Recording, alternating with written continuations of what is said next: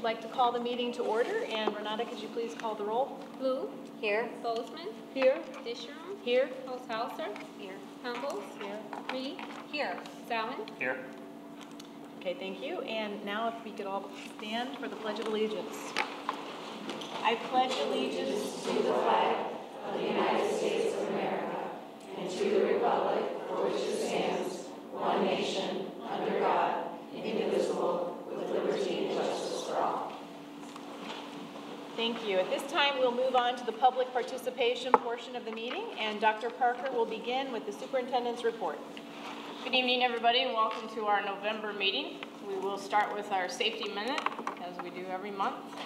First, I need to make sure I have volunteers to call 911, first aid responders, and volunteers who are certified in CPR. If you could raise your hands for me, please. Thank you very much. Our exits are off to my right, my left, and our AED machines in our main hallway. We updated our enrollment today at 4,474 students, which is about 60 fewer students than last year. And just so everyone knows, we have a facilities meeting scheduled for November 28th, and the two topics will be the middle school buildings and the district office. This is also Board Member Appreciation Day, and I want to take a moment to thank each of our board members for all of their time they volunteer to our school district and for all of your support. I'm thankful for each of you, and I appreciate your leadership that you've shown on this board. And I have a new Dunlap shirt, which was made by our Dunlap Middle School students as a small token of my appreciation. So, make sure I get the names right here. Thank you very much. Thank you. You're welcome. Teresa, thank you. Thank you. Welcome. Oh, wow. Thank you very much. Thank you. I know I'm not as cute as when the kids came and talked to you that year. Tough act to follow, right? It was a hard act to follow. Yeah. Beth, thank you very much. Brian, you get the maroon one, okay? Thank you.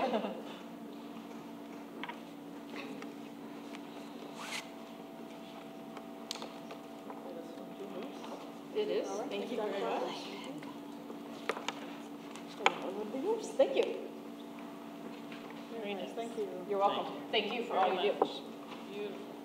That concludes my part of the report, but I've asked Mrs. Cazalet, our athletic director, to just give a brief update on some of our outstanding things we've had happen, especially this past month or so with our athletic department. So I thought she could convey that much better than I can. Thank you, Dr. Parker. We actually had our Fall Sports Awards night last night, so we started in the gym recognizing a lot of our individual awards, so Mid-Illini Conference athletes, state qualifiers, and things such as that. So I'm sure everyone knows about our cross-country team who won the state championship in Class 2A on November 4th. So we beat the second place team by over 20 points. And this was no surprise as these young ladies were first in state all year long, won every meet they went to, but they still had to go and compete and finish it, and they did. So there they are with their state championship trophy. We have our football team who will be playing in Washington this Saturday. They are playing in the semifinals. So the winner of this team will go to DeKalb and play at NIU in the state championship the Saturday after Thanksgiving at 10 a.m. Our girls swim team won the sectional last Saturday, and they will be competing in the state meet this coming weekend up at New Trier High School. And our soccer team won their regional this year, beat Metamora 5-0, I believe it was, at Richwoods. So those are some of our postseason successes that we've had. We also had some Mid-Illini champions. So our girls cross country were Mid-Illini champs. Our girls tennis team were Mid-Illini champs. And our football team were Mid-Illini champs as well. And I believe for football, it's the first time that Dunlap's ever won the Mid-Illini football. So currently, going into the winter sports season, Dunlap is leading the Mid-Illini all sports standings by 350 points. So it's been a great fall. Awesome. And hopefully we continue it for a couple more weeks. So. Thank you. Thank you. Great. And that's all I have. Okay, Thank you. Thank you. At this time, we'll open up for public participation. I know one person has signed up. Is there anybody else who wishes to address the board? If so, please come forward and sign in. You already signed in? Okay. Okay. If you would like to, I'd like to just read a little bit about our guidelines. You can have a seat while I do this. Before addressing the board, I would like to remind you of our process. Per board policy 2230, we ask that when addressing the board, please identify yourself and be brief. Comments shall be limited to 5 minutes. The speaker is asked to please conduct oneself with respect and civility toward others. Individuals less than 18 years of age are permitted to address the board if accompanied by his or her parent or guardian. The board typically does not engage in two-way conversations during the public participation portion of the meeting. Any follow-up responses will be addressed by the administration later. To be respectful of others and to protect confidentiality, complaints against individual students, staff members, or board members, either named or unnamed, shall not be orally presented to the Board of Education. Such complaints should be put in writing, signed by the person or persons making the charges, and delivered to the Board of Education secretary. At this time, I would like to, okay, so at this time, if you could please state your name. Catherine D'Souza. And that's okay. And just tell us what you'll be speaking about. Catherine D'Souza, and I'm speaking about lacrosse. Okay, please go ahead. I just wanted to actually be here and thank you from Youth Lacrosse and update you about what's been going on. Because I know one of the concerns the board had when it passed the IHSA ruling that the feeder program. So about a year ago, exactly, I took over the volunteer position that turned into my full-time job. Building the youth program, last year we had 68 boys participate and only about 4 or 5 new 9-year-olds on the U9 team came on. So I knew from the beginning that we had to actually create awareness because lacrosse isn't very well known. So by the end of the season, I spoke with Heather Bowman, and we were, over the several months, we set up a PE day for the first week of school, and that was amazingly successful. Not only was it a lot of fun because the kids had smiles on their faces all the time, but we actually followed that up with a free try lacrosse day with Washington. So our collaboration with Washington has been going really well.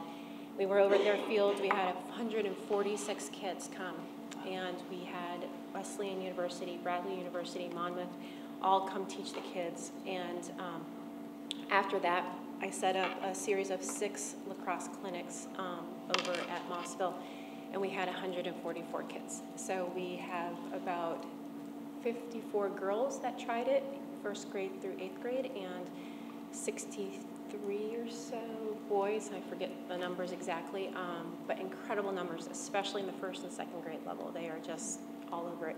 And talking to the parents, they also said, oh, so-and-so came home and tried the sport today and he wants to try it. So we've had a lot of kids excited because they've not known anything about it. And I think that goes for the parents as well, because most people don't grow up knowing anything about lacrosse unless you were on the East Coast. So that has been incredibly successful. So going into our registration, we expect to have probably 20 kids at each U level in the boys team, and with as many little girls, 1st through 4th grade, that we have, we'll have a developmental team on that level, which doesn't have any competition because none of the other schools have a youth level that young. So we may, in preparation for the IHSA girls, it's getting them used to traveling to Chicago. So we're working with some other leagues up north, and our plan always with the boys is to play at least one time. This year we'll try twice to go to Chicago to play some games, and the girls will hopefully set up similar games in the same area on the same day, so we won't have parents who have children in both leagues traveling more than one weekend. And then that will give our U10 girls a chance to possibly play as well. So they'll all get a little bit of competition, and that will set up the high school girls, which I've been working with Katie on. And we've had an amazing response too. There have been 35 girls that have shown interest. 10 of them have been learning lacrosse with the one person who has applied for the position for the coach. I think we're encouraging or suggesting that everybody do club for a year with the definitive plan of doing IHSA the following year. I think that would give the girls less travel time and more opportunities to grow a little bit as a year, and the 8th graders will then move up and be prepared after 1 year. So everybody's very excited, and I just wanted to thank you and tell you that it was a great opportunity. It's way more exciting than I thought and way more work than I thought, so thank you. Thank you very much. Okay, anybody else who would like to address the board? Okay, if not, then that concludes the public participation portion of the meeting. We'll now move on to the information and discussion items. School activity account reports are available for the board's review. Are there any questions? Okay, information regarding the high school random drug testing report for the month of October is available in the packet for the board's review. Mrs. Cazalet is available to answer any questions. Are there any questions? Okay, Mrs. Cazalet will have information and answer questions regarding girls lacrosse. All right, so as Kathy said, we've kind of been working, I know when we first passed boys and girls, we didn't really know what the numbers were going to be for girls. So we've had a couple informational meetings. I had the information in the packet about IHSA lacrosse versus girls or club lacrosse and what that kind of looks like. At this point, my recommendation would be to start the girls as a club team as we did with the boys several years ago, primarily because we just have many beginners, many people who just have never played the sport before. In my talks with a lot of the athletic directors that I've made contacts with up north with the boys lacrosse leagues, they have told me that many of the schools who are joining IHSA for girls lacrosse have had teams for many years. They play at a pretty high level, and with us having all the beginners that we do, it's great. We have our numbers every time we've had a meeting, they've grown, but again, we just have a lot of beginners. So at this time, I would recommend that we start it as a club. You know, we've had a club affiliated with the school for the last several years here. Kathy and I have worked together up to this point to give the girls information. Any questions? Is there any concern? I know there was issue with the Title IX. I think it's a legitimate concern. However, it's based upon, you know, if you can show that the ability of the students is, that girls are not ready to compete, then I think we're very comfortable with the recommendation, especially based upon where the girls are right now. Yeah. Thank you. Okay, any other questions?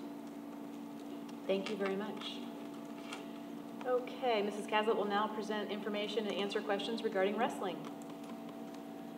So I think it was back in June or July, I know I had met with Miss Holly Mosak regarding wrestling. I think she had met with Greg in the past about trying to start a wrestling program here at Dunlap High School. So I just sent some information for your review. I know wrestling was mentioned a couple times during the lacrosse discussions as well. This is just information that I have received from them. They do a lot with the youth. They are working together with Dunlap Rec to try and promote it with more Dunlap students. And then I did get some information from other Middle Illini athletic directors because we are the only school that does not have it. All the other ones do, as far as financials and what their costs are and things like that for running their wrestling programs. And Katie, what are your next steps? So what I think we'll do next, and I also spoke to the athletic leadership team about this. They had spoken about wrestling, I think, previously, last year maybe even. And we talked about surveying students. At first we talked about 7th through 11th grade, but then a couple people brought up that they would also like to survey the seniors to say, hey, if we would have had wrestling when you were a freshman, would that have been something that you were interested in? So I think at this point, I'd like to do some surveying with our students. I know that Greg did a survey last year. It was only with the weights classes, I believe, and wrestling was actually #1 with the boys, but I believe it was with the boys, yes. And I just want to survey those kids again, 7th through 12th graders, and just see where those numbers kind of stand. So a lot of the numbers that I have right now are at the younger levels, so I like to see junior high and high school, kind of where those students are at. So what has the history been with wrestling as far as why we haven't implemented it years past? I think a lot of it was two things. One was space. We were concerned about just where the practices would be, and I think Katie's kind of shared that concern, but I think you kind of have a plan of how you would do that. And the other reason is just numbers. But other than that, I can remember when I was back at high school talking about it, and so Was there ever any thought to co-oping with another school that has a program? Has that ever been looked at in the past? it's not that I'm aware of, but I think depending on your numbers, that could be an option. What's your thoughts on that? If we have, maybe we only have 6 kids that want, I mean, is that something we could look at to start it off? I think it's something that we could look at, but I think it would depend on what the other schools' numbers are, if we have someone that would be interested Right. in co-oping with us. And I don't know what the other area schools' numbers are at the high school levels right now, but obviously it would take another school that would want to start that cooperative agreement. But it may be, I mean, given our lacrosse numbers, it may be that we have too many and another school would not want to, because then we might take And wrestling their has spots. classes, and so that's one thing to think of It has with yeah. classes. Oh, right, So, okay. so I believe there are 3 in wrestling. So with the schools around here, most likely it would bump them up a class, which they probably wouldn't want. So I think it would be difficult to get. Mhm. Is it a co-ed sport? Because I know we've had girls wrestle in the Limestone area, I don't know. They can participate. So is that how they're, And you'll have a recommendation in January. And the cost, there's the big cost of the mats to begin with, but then after that, it seems like it's not. What I was told by, I spoke with Morton and Washington's AD about it for a while, and they told me that after the initial cost, the main cost for them is maintaining the mats and the sanitizing. It's something that you have to do every single day because of the different skin diseases and stuff that you can pick up with wrestling. But they said that's their biggest cost throughout the season. When you consider practice, because if they would practice up above the gym on that little balcony area, do the cheerleaders normally practice up there, and then do they go to the hallways, or?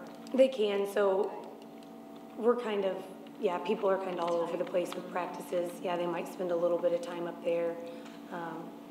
And then, like I put, I think really the only other possibility would be, another small gym or something somewhere. I mean, obviously space for practice could be And you an don't need a issue. big gym. I mean, we had a wrestling gym, and it wasn't maybe, I don't know, a little larger than this room.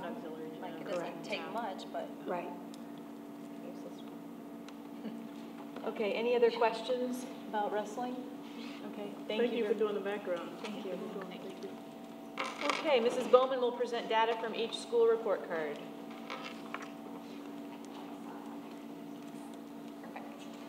Okay, well, the report cards come out every year in October, so typically in November we walk you through a little presentation. I know there's a lot of slides here, so I'm going to go through the information, but just, stop me if you have questions. So this first one just displays our last 5 years of enrollment.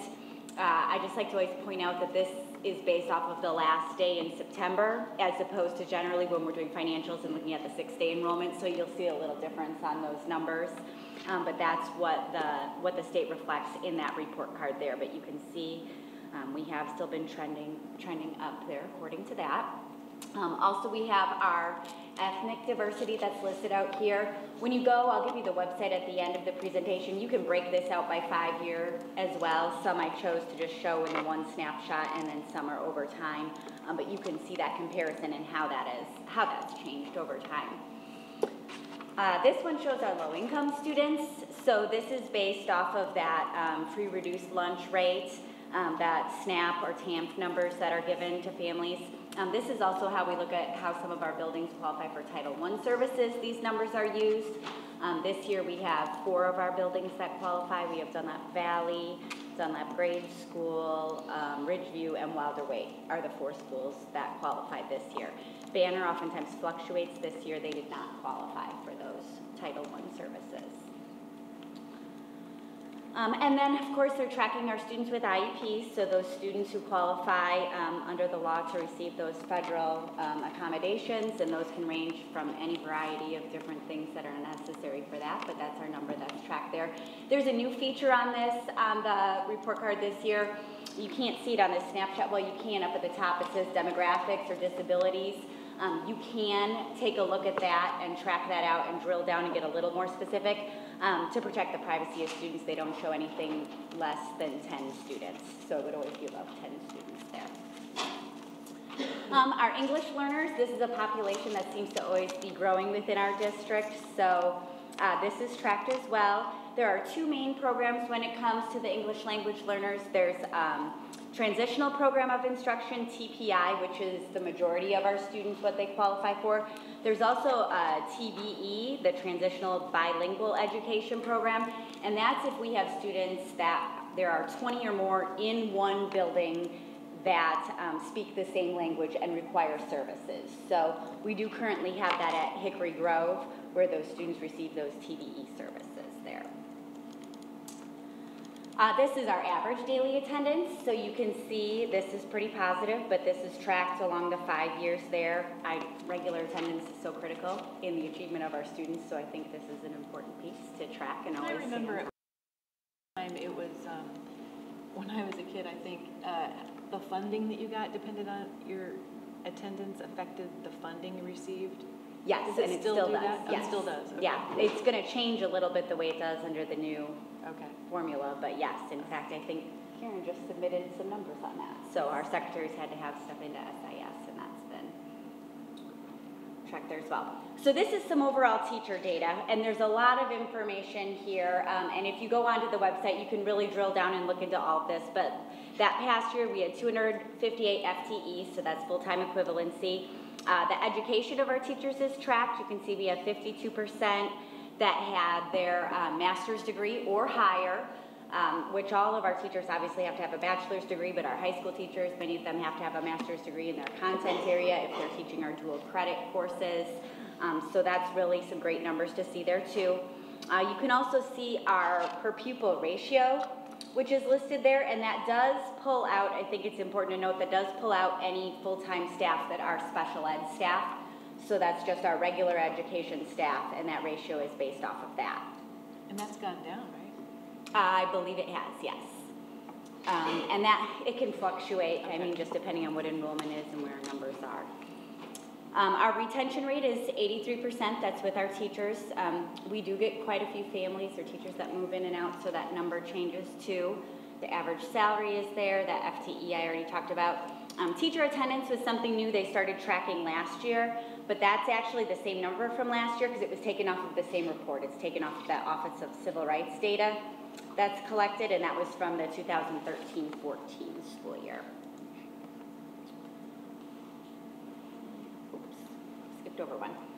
So this slide shows all of our buildings, and if you go onto the website, you can click on each one of these buildings and drill down into that information, but it talks about the percent ready for the next level, and that is based off of the PARC scores, so that's why you don't see a number for Dunlap High School, because we no longer take PARC at the high school. So then getting into those PARC scores, this is the district overall with ELA, and I took the last 2 years. You can actually see the last 3 years if you go out to the website. I just pulled the last 2 years onto here because that's when the assessment was actually the same. If you recall, it changed that 1 year, so you're really not comparing apples to apples there. But you know, that dark orange are the students who did not yet meet their expectations. Light orange, they partially met. The yellow, they approached expectations. Light green, they met, and then the dark green, they exceeded. So you can see we're definitely exceeding the state averages.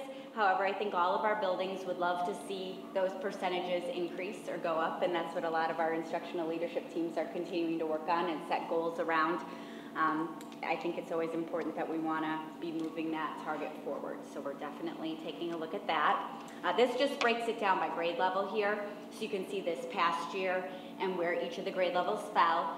And we're actually updating our balanced scorecard this month, and we'll have that for you next month, and then that'll track some of that cohort data there as well. So you'll be able to see the progression and not just the one snapshot of a year here. And this is the exact same thing with math. walking through, you can see those percentages again. We're exceeding the state in both areas and making some growth, which is great to see. So we want to continue to do that. And again, the grade levels are there as well. We do have some new information this year because last year SAT was given for the first time at the high school level. So this graph is very similar to the PART graph. They set it up the same on that zero-based chart. And it shows the number of students that have met that adequate level of understanding or higher. That's that light green. I think it's important to note, SAT, the state set different expectations than what College Board has set for students and what they say is an adequate score to get, not to get into college, but as a part of their entrance exams and what's determined. College Board takes a look at that percentage and their numbers are set to say 75% chance you're going to be successful that first semester in college. And by successful, they rate that as a C or higher. The state chose to set different performance standards based off of the Every Student Succeeds Act. And they say that it's because they are tracking the ending level expectations of high school. So there's a little confusion there with those numbers. So the state score expectations are actually higher than what College Boards and SATs are. So I just wanted to make sure that we pointed that out. We're going to take a look at these percentages.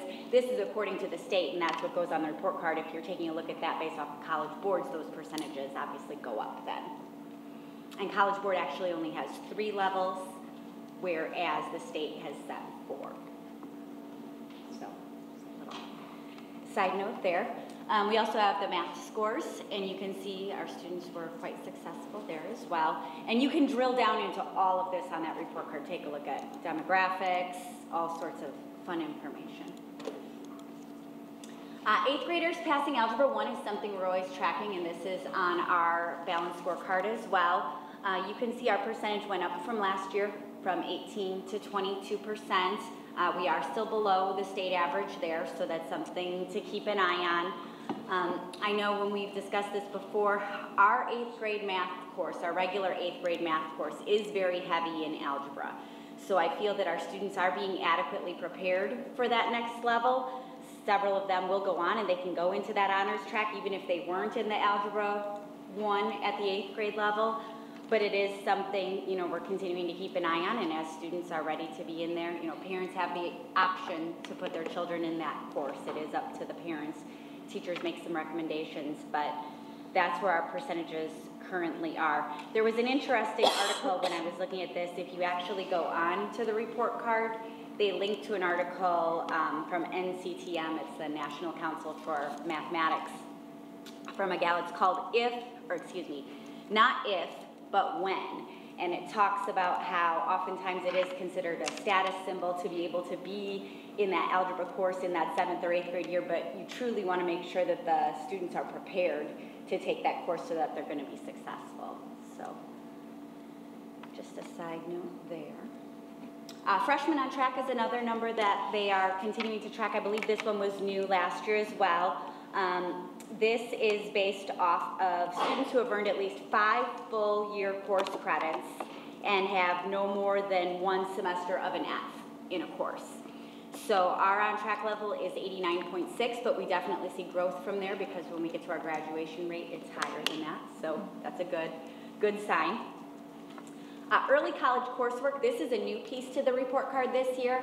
So they are tracking all of the students who take any early college credits. So it's the AP, the IB, and the dual credit, of which we offer the 2 out of the 3 of that. We offer the AP courses and the dual credit. We do not currently offer the IB. So you can see where our numbers fall out there, and it breaks it down by grade level. We do have quite a few students who take those AP courses and those dual credit courses and are successful at them. Remember, if they get that 3 or higher, they're guaranteed credit within an Illinois university. Outside Illinois, it just depends on the university. And here you can see our graduation rate, which has definitely been trending upward and is still at 95%, that 4-year graduation rate. And that's based off of federal guidance. This is a chart that was interesting. This is a new one on here, but it'll probably be the only year it's on there because it's based off of ACT, which we no longer have, but it really tracks over the years of when we had ACT, the percentages of where they were in each of the different content levels of ACT, and then the overall subject area, and it's by year. So you can see we had made some growth throughout the years. This is that same type of a zero-based chart like the PARC and the SATs were too, just in the other direction.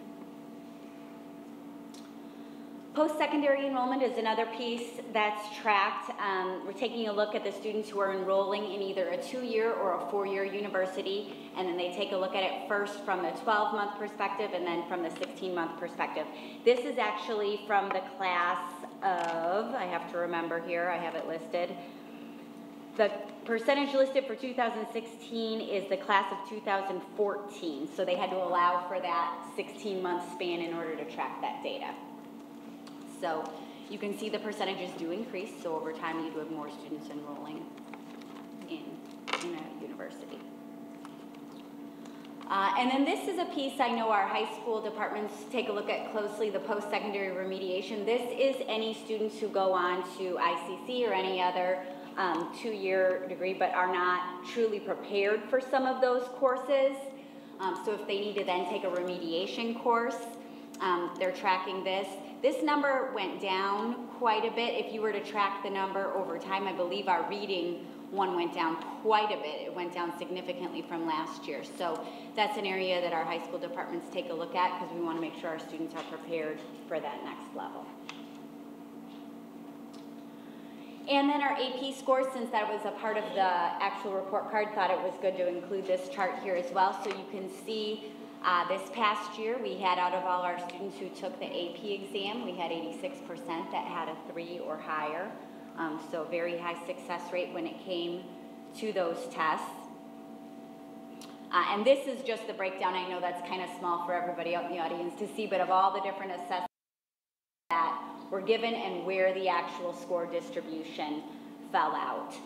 You can see the majority of our students do get that 3 or higher to be able to get that credit, but we do have a percentage of some students who are falling in that 2 and 1 range, and I know those instructors are always taking a look at what they can do to help those students be successful and gain that college credit where possible.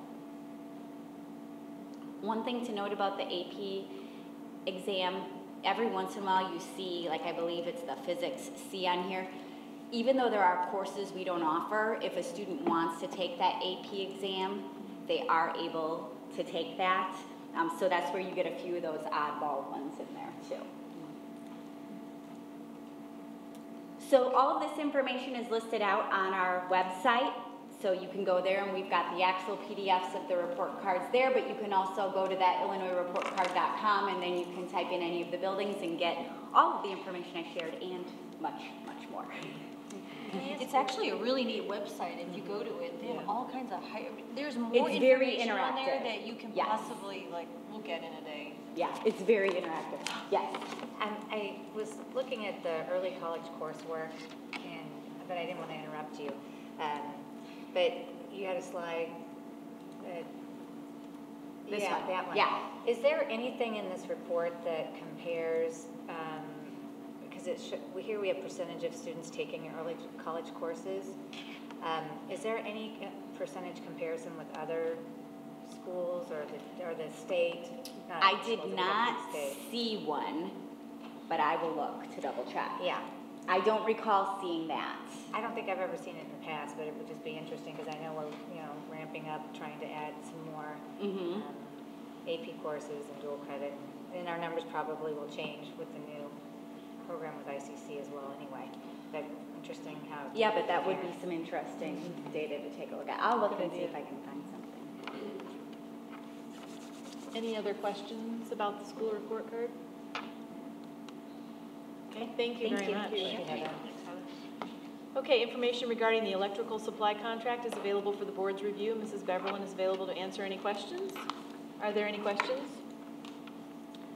Okay, information regarding the Right at School summer program is available for the board's review. Mrs. Beverlin is also available to answer questions on this. Any questions? Information regarding the destruction of closed session audio recordings is available in the packet for the board's review. Any questions? Okay, and now we'll hold a discussion on the request for proposal process. Dawn had requested this, and so do you want to explain? Right, and technically I didn't request this, but I had talked, I talked to us, to board members, and wanted us to review this process. I felt there was conflict of interest involved, and there had been some violations of the Board of Education Code of Conduct as well as the board norms, and I wanted to have this process reviewed by our legal representative. And that process was stopped, and you wanted to have the conversation with the board. I thought that you wanted to have a conversation at the board level.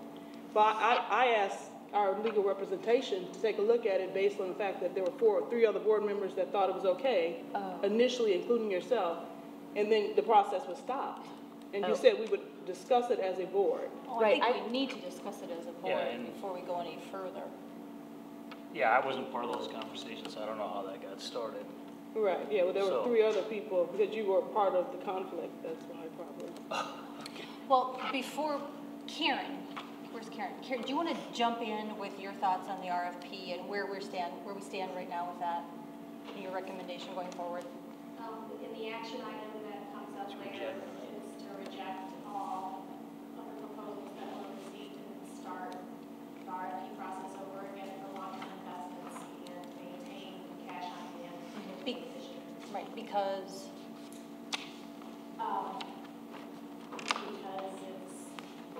the proposals that we got were not, they're not beneficial to the district, so we want to look at it. And I think there's two issues here, right? There's two separate issues, and I appreciate what you said, Karen, and as far as going forward, though, the reason that those proposals are not beneficial to the district, is it the costs that are involved, or because it's extremely expensive? And so I guess I'd like to throw out there, in this part of the conversation, is to walk this process back.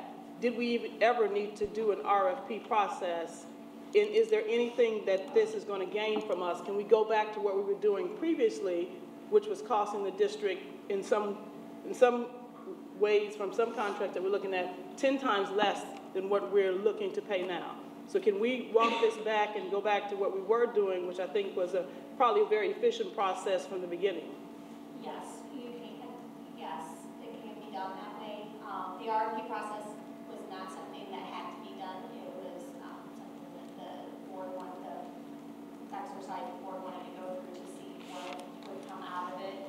I think the proposals that we got showed the cost and probably the value of what we were getting before by having someone as an employee that does it somewhat as an employee, but also out of a civic duty of doing something for the district and the kids and things like that.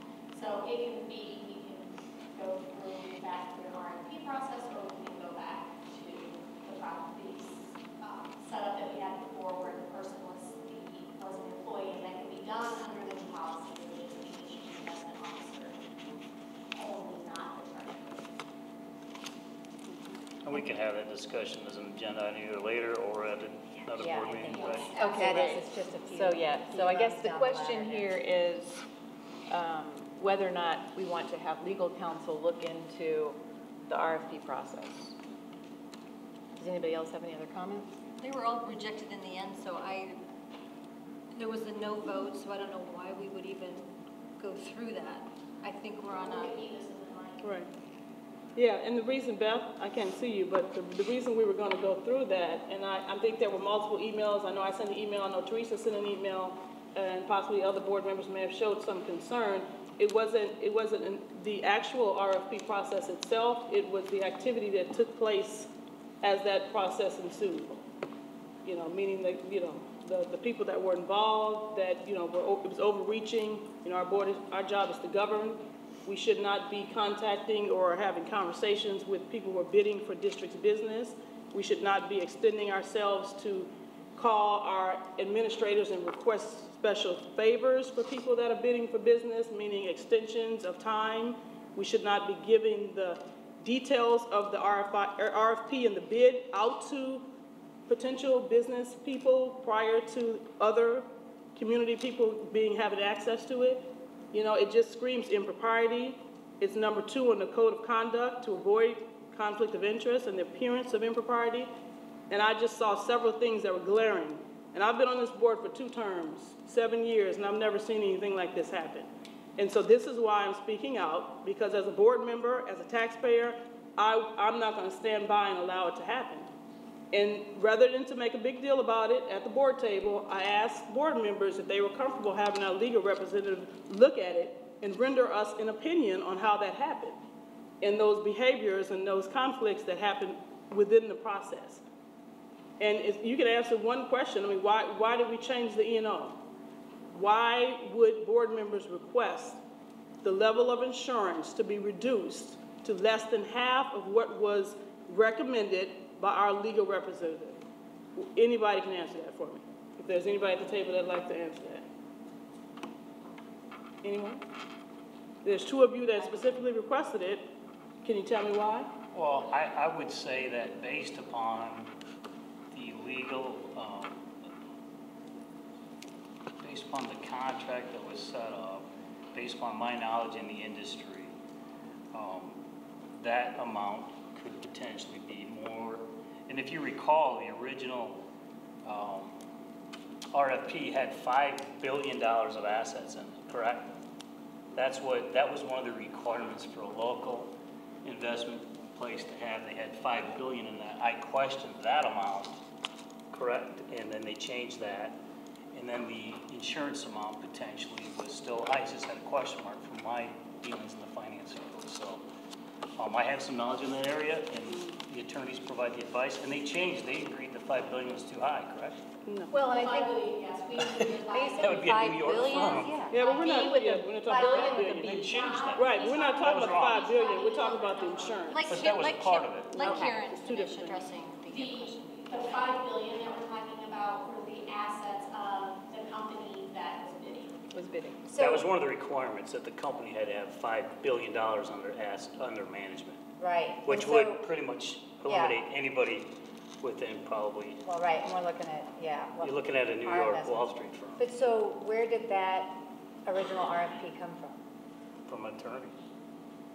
Did she get a template from maybe the Chicago area? I thought the template came from us. The RFP that I sent to Kate, we talked through, Brian had sent forward, it was an RFP out of, I think, Texas. Yeah, I did Google something, an example of a possible RFP, yeah. And so that's the one that had the $5 billion in it? I have no idea. I didn't even read the whole thing. I just said, here's an example of an RFP. And I think Karen then forwarded it on to our legal. Oh, I Okay. forwarded on. I guess concern me. Well, I think, or it doesn't matter, but, you know, I think if we govern, regardless of all these other questions, I think we govern, right? We set the policy and direction, and then we hand it over to the person that we've employed and trusted with our expertise. If we hadn't given an RFP with that, even if it was a template, if I was the lawyer, I would say, okay, what is it you're looking for?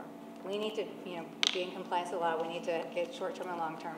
And then you set the direction, and then they come back and give you something. But if we say, here's an example, well, then that's the direction that the board wants to go. And so they're going to work within what we're directing them to do. So, well, maybe it was easier than starting from scratch, I mean. Maybe they had their own. Well, wait a templates second, that they let's would just use. go back. I did not instruct Karen or Lisa No, to forward I'm that saying an RFP attorney- on to our attorneys. I was saying, hey, I here's one recognize that that. another school district did, this may be something, but I didn't instruct you to send it off to the attorneys. But then she works for the board, and we I would hand think if something to the attorney board. Then is familiar with this kind of thing, they would know if they work in this area with these kind of items, that would not be something attractive within our area. You would think the attorney would know that, if she's the expert in drawing up these contracts. There's a question, perhaps maybe there could have been a call to question that. But And I guess I one think of the that's things. that's a tough rope to, Yeah. that's a tightrope to walk, you know, when, I mean, you've got a board handing things over, you know, you're gonna start with that. You know, I don't know. And then I think it went to 15 million, was what was recommended by the attorney. No, said a 10 lot more than that. under assets is like 100. No, for assets, it Right. was still, We're- it was still very high. We're not, you know what? But and the I- issue is, I think that we You know. went from, with David Wynn, he was an employee, there were none of these requirements. There wasn't, I don't even think, a job description or a contract, right? And we weren't following the compliance with him being so treasurer. having an RFP was going to a higher level of scrutiny and specifics and safeguards for the district. So, and maybe the RFP isn't the route to go, but it certainly was, we were at one end of the spectrum where we didn't have any, really it was maybe a handshake verbal agreement with David Wynn. And then this RFP process is looking at a really onerous, very legal document with lots of requirements. So I think the process was to go towards more safeguards for the district, but not less. yeah. But I guess my problem is then, once we turn it over, first of all, let's just agree that we should follow the code of conduct and the board norms, and we should not be actively involved in that process. We would say, if we want to say we want to go to a more onerous process with more safeguards, I'm 100% behind that. But we tell that to our assistant superintendent, Karen Beverly, who's over all of our finances, and she goes with that. She contacts the legal, she gets it drawn up, and we go with her suggestion. We shouldn't have our hands in that pot. And we're giving her documents saying, hey, look at this, and once she did that, and they said, hey, here's the document, what happened? They said, we recommend a minimum of $5 million of E&O insurance. And what did the board do? I don't agree. I think you can lower it. Right, Brian? Well, and then Karen. Absolutely, I think that's my prerogative. You both said. Absolutely. You both said make it $2 million. So you asked for a specific amount. No. Let's if we read the actual comments, you it didn't say make it this. Well, you said I think it should be $2 million, and then you said $2 million, right? Our we don't attorney have to kept get it all the into same, this. correct? No. Our attorney kept it the same. However, there was a provision that if somebody wanted to buy up, they could do it. But they kept that limit the same, correct? No, it was changed. wasn't it an option for both? It was changed. It was lowered to less than half of what the attorney recommended, and that's the only reason why I'm making a big deal about it. Because we can't, as board members, be directing our financial expert to do something that's against her better advice and against the advice of the legal representation that she asked. And we're telling her to do something different than that, and I have a problem with that. The difference and every board is, member should have a problem. The difference, with Don, that. is that, and Jay explained this to me one time, there's a difference when you ask a legal counsel for legal advice, that's one thing. But this was management advice, and so it's completely different. And I was not aware that Karen was objecting to the $2 million. Well, you were aware because it's in the email. When you guys pushed her the first time, you said, hey, you left it at 5, thought we asked you for 2, and Karen said, you know what, I know we talked about it. I went back to Kate, right, legal representation. She said I wouldn't go any lower than 5, you should leave it at 5. You guys pushed again, it got changed to 2. I have a problem with that. Teresa, you sent the first email about it. I did, but clearly legal counsel, we had the email from them, correct? That said a minimum of 5, they would even recommend higher, am I correct? That was what was originally. Didn't this board then subsequently approve that document to go out for RFP? The two. So where was this discussion then? Well, and immediately after we saw the pushback, the emails went out. And we waited for a response. You didn't respond. Karen, you didn't respond. Lisa, eventually you responded to board members. Just so I understand, did we not approve the RFP after those emails? It had to be approved from the board. No, you guys changed it before a meeting. We had the meeting on Wednesday. I said at the meeting on Wednesday, sure, I'll change it to, I'll talk to Kate. Okay. I'll change it to 2 million. Correct. And then when I talked to Kate the next day, she's like, I wouldn't drop it. So I left it at the 5, and then the email, and I sent the email that, I sent the RFP out and said I left this at 5 because Kate said she would lower it below the 5. And then came back and I think it's still too high. Yes, right. So, the RFP needed to go out, so I changed it to the $2 million that was asked for, and then added the $5 million down at the bottom of the RFP with the 10, 15, 20, 25 million that I was asked to give prices for prior. So they I think gave two it wasn't a prices. consensus. So did they to give lower two? It was just a suggestion or it was asked by some board members, but there wasn't consensus. Okay, and so I don't understand. You added the 5 million at the bottom? There's a place on the RFP for, we had originally, it was asked to get more than the 5 million that was in the RFP, so at the bottom I had what would the cost be if we wanted 10 million, 15 million. Yeah, I was thinking, we asked for both. We asked for both. To the bottom as well, and put $2 million in as the requirement. Okay. I guess if I could, go ahead, no, because That's where I always talk. That's where my concern is. You know, we hire legal counsel to get their legal advice. They work for us, for the board. And anytime, you know, they come back to us and say, this is a recommendation, I don't know why we wouldn't take that. They are in the business. They represent school districts. They know, you know, what the best recommendation for the school district is. That's what I don't understand. And I'll let you go ahead and speak. Well, I think, Karen, you made a really good point too. When you provide legal advice, there's legal, like, is this legal? And then there's questions of, here's what I would recommend in the best interest of the district, but it's a management decision, right? And so my concern with this is lesson learned. You know, we went ahead and did this, and, you know, it's not rocket science. We did it, and we're figuring out what went right and what went wrong. And then we're going to have a future agenda, you know, just here down a few rungs on what we're going to do next. My concern is, as we're on this subject, not that, you know, I think a decision should be made, but I think that should be in the context of what we're going to be talking about, whether we're going to put out a new RFP. My concern is the fact that, you know, the council is going to follow the direction of what they think they're hearing from her, from what she's hearing from us, right? Because we direct her. And so then they're going to take that and give us advice. I have real strong concerns where I'm hearing people question whether our legal counsel had the expertise. Because until we can hear from them how the process worked, why they were giving us the advice that we are, I don't think we can start making conclusions whether they had the expertise.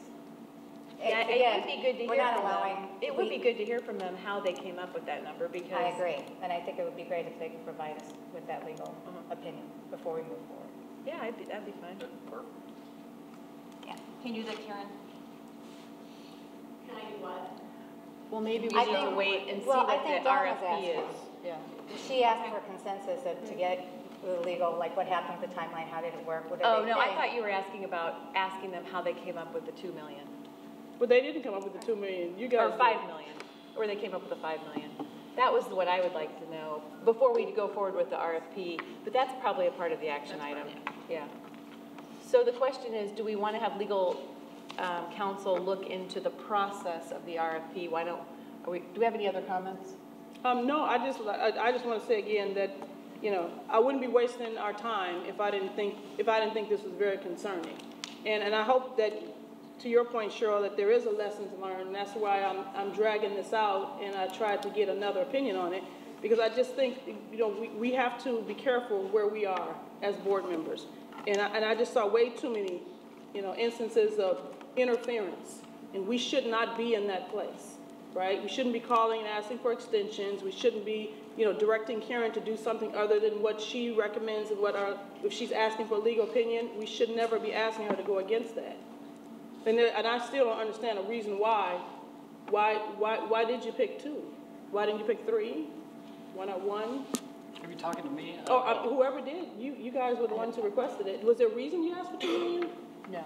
No reason. I mean, I think Brian had suggested it. Yeah. Yeah, Brian, you suggested it? Yeah, just based on when I saw the document, I beat myself, but the initial document had $5 billion. Well, no, we're not talking about that number. You know, Well, I'm just saying, if our Let's stick with attorneys are correct in everything they put out, the document had $5 billion under management. I questioned that amount, thinking that that's going to pretty much eliminate everybody locally. Then I also questioned the E&O side. So they had one thing wrong. Why not the other? I don't know.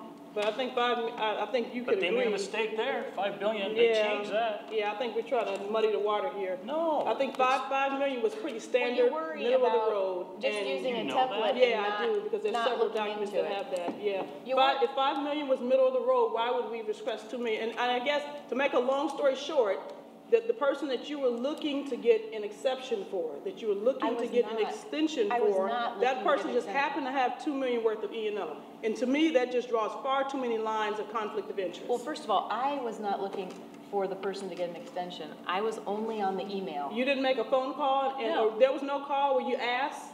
Could it be extended? Because I was on the email, I asked Karen how we were gonna respond, and is it possible even to accept a late RFP? You know, I figured the answer would be pretty easy if there's a procedure that you can't accept them. So that's all I was doing. Yeah, I just think it was too much. I think if from your position that you want to steer clear of that. And then I after always she make said it we a shouldn't practice. accept it late, you said, can we throw them all out? And you didn't even know how much the costs were. You didn't even know if they were good to the district at that point. And you said, can we just throw them all out? We want to start over. Well, I was concerned that we only had two. As was Karen. As was Karen, so. I don't know. I still am But you know concerned what? about If that. Karen, it's your recommendation if you're not on the rebid email, it, right? I was on the email. I know, but if you shouldn't be on the email. It wasn't my fault. But even if they CC you on the email, you should want no parts of it. You shouldn't be making phone calls and asking her, well, can't you extend it? What can we do? Can we accept it? It's my policy, it's my personal policy to respond to people Well, when no, they send an email actually, to it's me. not, because I've sent you hundreds of emails and you never respond, Two. so let's not do that. But anyway, we'll move on. Are we gonna do are we gonna allow Jay Greening to look at this? So let's start with or not? Abby. Or, go ahead. Do you have? Any other? I'm confused. What do we So want the to do? Look question at is, the new do one or we the have old Jay one or Greening- the way we did it before? Do we have Jay Greening look into the process of whether or not there was improper actions or? I don't think that's necessary. I think obviously there was a mistake made and we've learned from that. She's going to have a recommendation. I don't think it's necessary. Dawn? Yeah, absolutely, we should have a look at it, and if nobody here at this table is afraid that they didn't do anything wrong, or there's no impropriety that truly exists, then we should absolutely want him to come and review the information. I'd say no. I agree with Abby. I think we can move forward from this. In the end, we did not extend, the deadline, and We didn't even open the bid that came late, did we? yeah, no, we voted no. So we voted In no the to end, do it. so I'm not sure, we can talk about this more as a board, learn our lesson, and I just think we should move forward. I don't think we need to spend any more time on this. Okay, I think we're on a fishing expedition. I don't think it's a that little we're more than really fishing. trying to, I think you can draw. We're dealing with facts, not alternative draw facts. lines, I think you can put links, but I think you're looking at that, when you really dig into it, I don't think anyone meant anything. I don't think anyone was trying to do any favors. I just think we should move forward. Okay, so you're a no? I'm a no. Okay, I'm a no. The only reason that I would, have Jay look at it is so that he can let us know if there was or if everything was done the way it should have been done, or what we could do better. And I just think that would help the board understand exactly what happened. I know I had a big issue. I sent an email to Karen when I learned that we were not following the advice of legal counsel. And that was a big concern to me, because why would we ask if we don't follow that? So that's mine. Yeah, and I agree with Teresa, and I do think there's lessons learned, and I think it's good for the board. I think we can all learn, and we can learn to govern better, either in an RFP process or in other things that we direct and pass on to people we've hired for their expertise. Okay.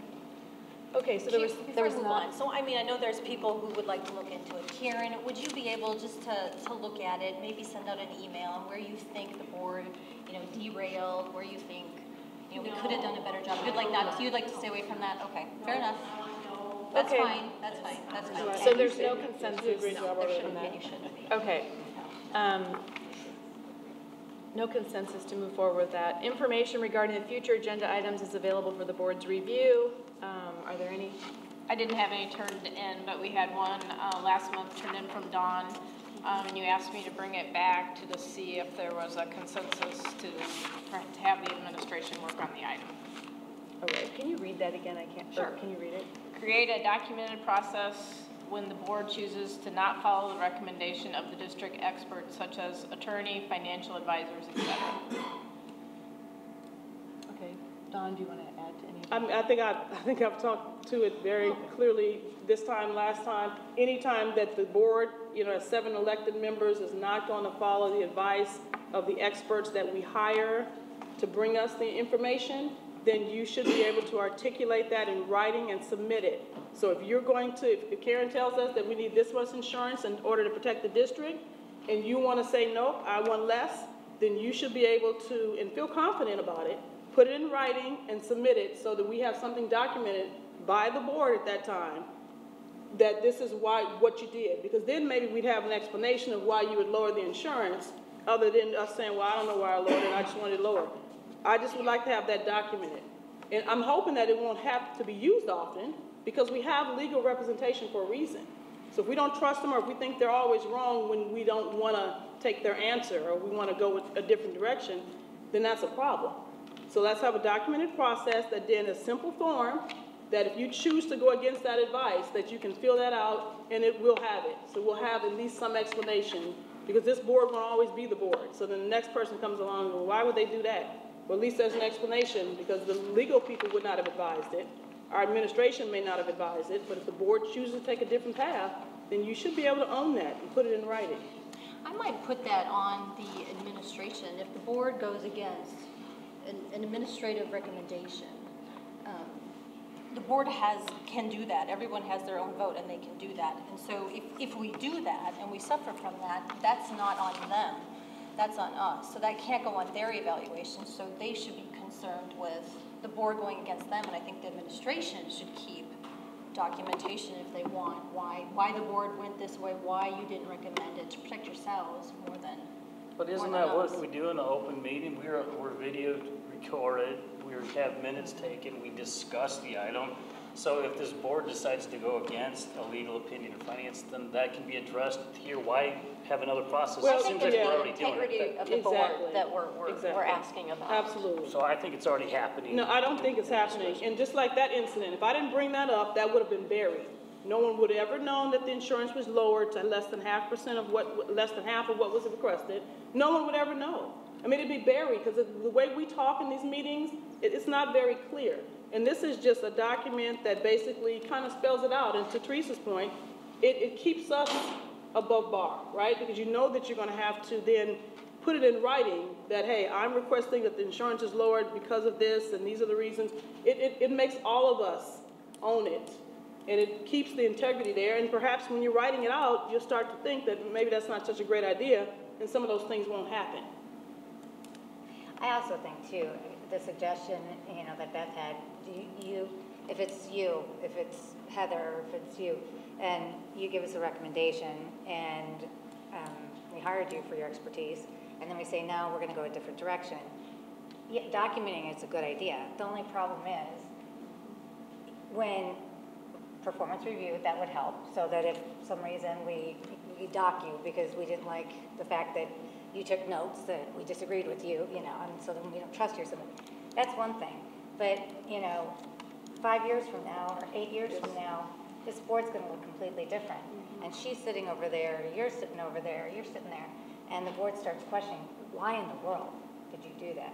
For example, we're talking about David Wynn and how maybe there wasn't all the information, that we weren't following the latest protocol or never did. Historically, how did that get set up? Before, I think he wasn't even a treasurer. He wasn't, maybe back then it was more of a gentleman's agreement 7 years ago. We don't know. We weren't on the board, right? So I think the problem is, as this board changes, these guys might not change. But these people sitting around the table might say, why in the world would you ever let that happen? And then she's going to go back and say, well, hey, I took a note back in 2017. It was at the October 18th meeting, and that's the only record. That doesn't give her a whole lot of. I think it's simple. Records. Yeah, but this is a documented process, and it puts it on us where it belongs, right? I mean, we're the ones who are actually making the change. This will be a document. It's simple. It's a document. And if you have nothing to hide, again, why would you run against just putting a document and just writing down, hey, we're going to do this because I feel this way or that way.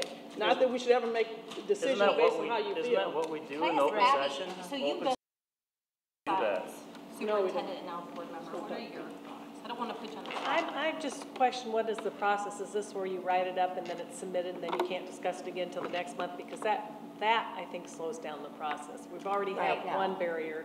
Or are we talking about just going to write it up right then, send it to the board? Because there's nothing wrong with putting your thought process and rationale down. But I want to know how this is going to be implemented. Is it going to be like the other issue where we submit it and everybody's got to vote whether we're going to vote on it or talk about it? Is that what you're envisioning? No, I'm just envisioning, just like with the way that played out, you know, if we were going to go, if Karen was recommending 5 million and we were going to go 2, then whoever's in charge of doing that person that's wanting to bring this forward would put that just in writing.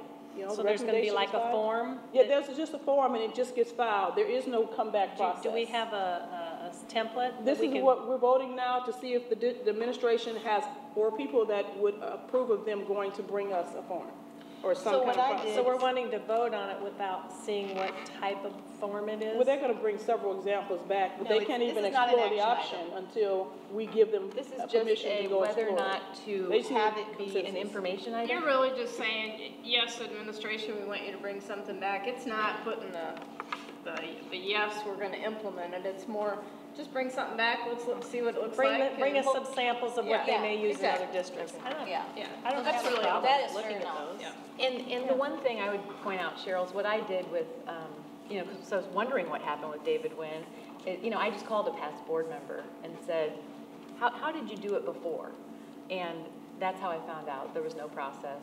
You know, there was no bid. There was no interview process. It was basically somebody said, oh my gosh, we have all this money in reserves. We should really be investing it and looking at it. And they just found somebody, and that's how it all started. So there's always, you know, I think if you're in the community for a while, and we're going to have the benefit of having a lot of board members that still live in our community, or who we stay in touch with, and it's great to sometimes contact them and find out about that history. So. Well, I think it's very good that you wanted to have a formal process for getting someone in that position. We needed someone who, you know, can do it without conflict of interest. But I do see Dawn's point of maybe articulating a little bit more rationale. Now, if it means we have to submit it 1 month and then we don't discuss it till the following month, I think that impedes progress. But I don't see anything wrong with looking at some forms of how people have done it in other boards. Okay. Is there consensus for that? Okay. Sure. You want to bring that We'll back bring then? something back. Okay.